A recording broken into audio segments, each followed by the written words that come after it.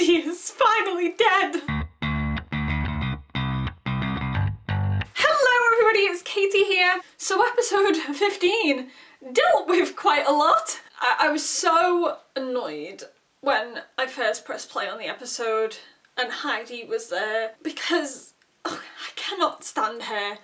But then, you know, Maya went and finished her off in this episode, so I'm happy again now. Yay! Everything else went to shit, but, you know, at least we dealt with Heidi. That's one thing that we can tick off our list. I love the way that this episode started.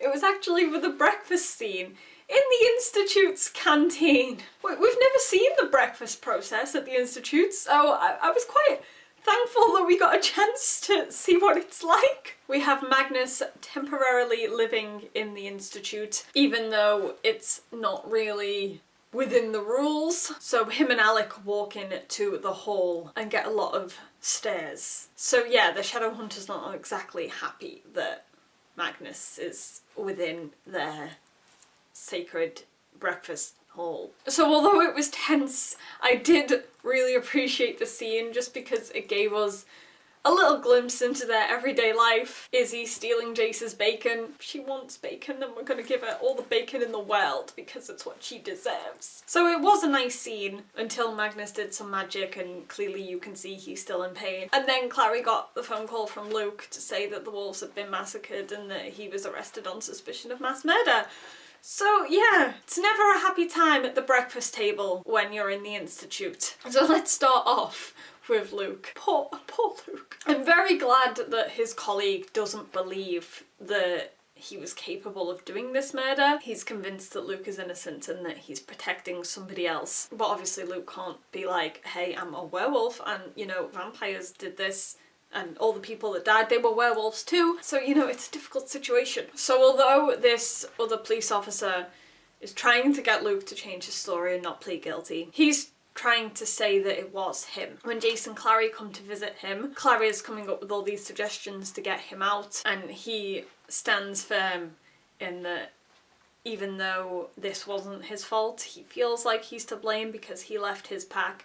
And I hate that Luke's feeling like this because really it isn't his fault, but I can understand why he still feels that sense of responsibility to them. I just hate that he's been put in this situation. Oh, we had Clary calling him dad when she said that line. I need my dad. Yeah, I love pain and suffering. God knows how far this storyline with Luke being in prison is gonna go. We're gonna get to trial? What's gonna happen? Who knows? I'm stressed. This episode overall mainly focused on Heidi, whose fault all of this is. That scene at the start where she's like toasting the vampires, but then meanwhile we have Griffin standing there at the crime scene. I feel like he's definitely regretting letting Heidi persuade him and the vampires to do this massacre. He tells Heidi about Maya and Jordan being alive. So then Heidi goes a few steps further with her ridiculous plan to overthrow Shadowhunters. She really tries to make out that she's innocent in all of this. I was a little disappointed in Alec for falling for it. See, I don't think he entirely fell for it, but he didn't really have a choice but to let her name the other vampires. He's head of the Institute, he doesn't want a war to kick off, so he did what he had to do. And then of course Heidi went and exposed Izzy for letting Raphael go. As if she hadn't done enough, she had to go and create tension between Alec and Izzy for a little moment there. She really is one of the least likeable characters in this whole show. She was. We can talk about her in past tense now. Alec now knows that Raphael is out there after he tortured Heidi, so Izzy decides to go and bring him in. These scenes between Izzy and Raphael, it were absolutely heartbreaking. I know Raphael has done some shitty things, but he's still Raphael, and you can see that he has tried his best to be a genuinely good guy. He's just been working there in his little soup kitchen.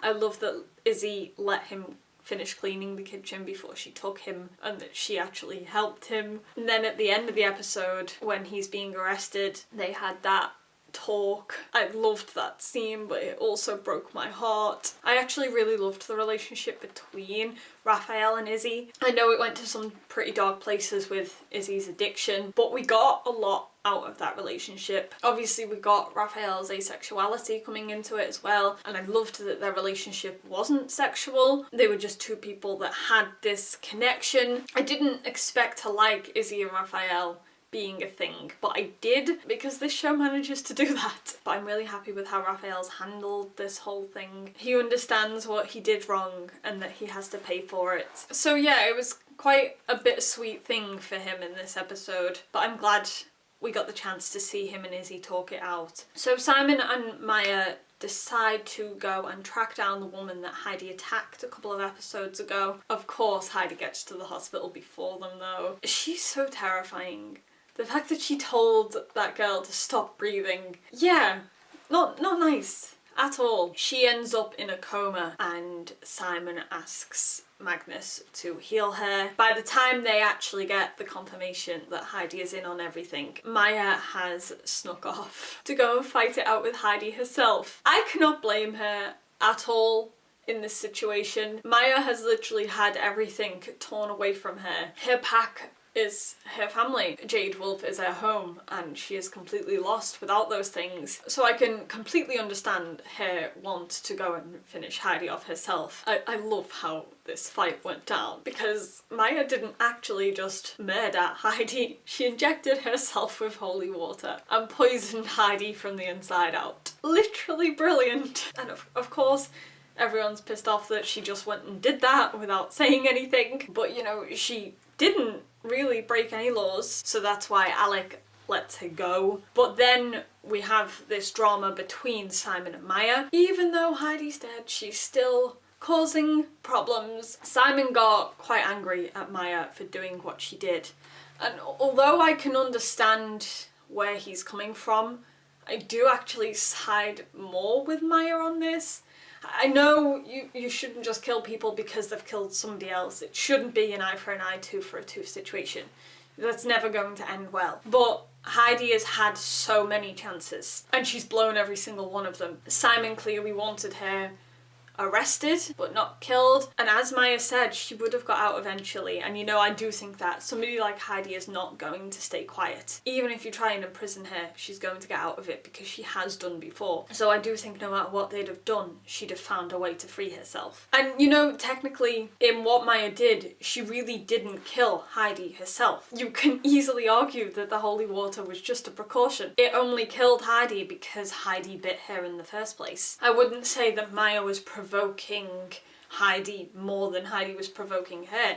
They were both provoking each other. Heidi's done some pretty deep shit to get Maya in this state. If Maya had taken a stake to Heidi's heart herself, I could see why it'd be more of a problem. But you know, really she was just protecting herself. So yeah, I'm firmly on Team Maya in this situation. We had Aileen coming back in this episode. I love her character and I can't wait to see more of her, so I'm glad she was back. But she was doing some provoking of her own in this episode. I absolutely loved this fight scene between her and Clary. I love Aileen, but she is quite stubborn. She was clearly refusing to see any good in Clary. I did kind of want Clary to get in a few good punches. I didn't exactly expect it to end up the way it did. Clary kind of lost it and started punching shit out of poor Aileen. I mean, you know, Aileen was really egging her on. If you're gonna say things like that to somebody, you should expect to get punched a lot. But Clary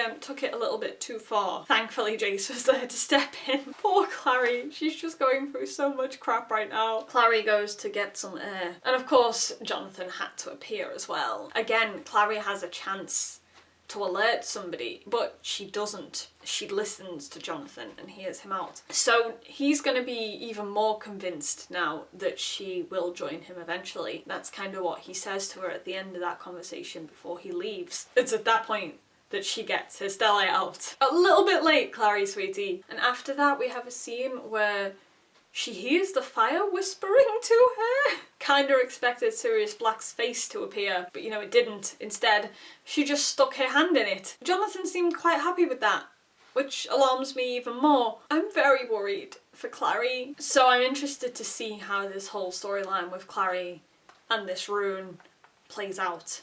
I just want her to be free, and I want her as far away from Jonathan as possible. Before I wrap things up, let's quickly talk about Malik. I love that we got to see a little bit of jealous Magnus in this episode, even though he tried to say he wasn't jealous. He was. I love how even something that could potentially create a tense atmosphere between them turned into something that they could smile about. The fact that Magnus was kind of jealous didn't make Alec annoyed, it made him laugh, and that's what I love about their relationship. And you know, things got even better. We had Alec telling Magnus that him staying in the Institute long term wasn't going to work because it was against the rules, but he wants to move in with Magnus when he does find a place to live, and that scene was so cute and it was everything that I wanted. But then of course, it went to shit because this is Shadowhunters. Magnus starts bleeding out and he's having a fit on the floor, and that's where the episode ends. I've never been more stressed. Because Magnus never lost his magic in the books, at least I don't remember that happening, this is a completely new storyline and I don't know where it's going to go. I don't know what danger it's going to put Magnus in. I am very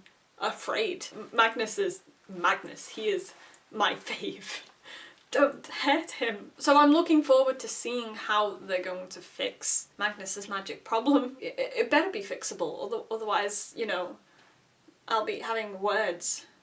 I don't know who with, but you know, words will be had. You know, we could use the help of some other warlocks at this point in time. You know, warlocks that are Magnus's friends, you know, who care about him a lot. You know, like Tessa. Or, you know, we could use the help of a Silent Brother in this situation because, you know, when you've got no one else to turn to, why not turn to a Silent Brother for help?